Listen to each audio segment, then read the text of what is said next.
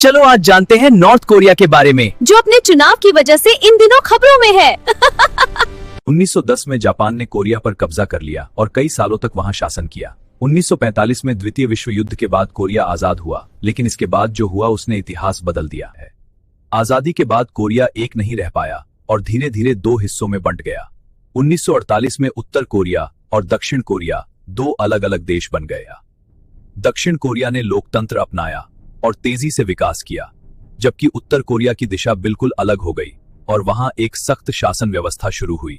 उत्तर Korea में सत्ता एक नेता के हाथों में आई और यहीं से एक अलग तरह की राजनीतिक व्यवस्था की शुरुआत हुई, जहां शक्ति धीरे धीरे केंद्रित होती गई। समय के साथ सत्ता उनके बेटे के पास गई और फिर उनके पोते के पास पहुंची।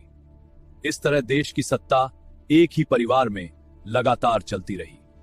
देश में वर्कर्स पार्टी ऑफ कोरिया का शासन है और वही पूरे सिस्टम को नियंत्रित करती है, जहां असली विपक्ष या विकल्प लगभग नहीं होता। उत्तर कोरिया में चुनाव तो होते हैं, लेकिन ये चुनाव सामान्य लोकतांत्रिक देशों जैसे नहीं होते, क्योंकि यहां लोगों के पास असली विकल्प नहीं होता। हर सीट पर सिर्फ एक ही उम्मीदवार होता है और 2026 के चुनाव में लगभग 100% वोट उसी के पक्ष में गए, जो इस व्यवस्था को दिखाता है। राजधानी प्योंगयांग विकसित दिखती है, लेकिन देश के बाकी हिस्सों में गरीबी और कमी देखी जाती है। उत्तर कोरिया दुनिया से काफी हद तक अलग थलग है और सख्त नियंत्रण में चलता है।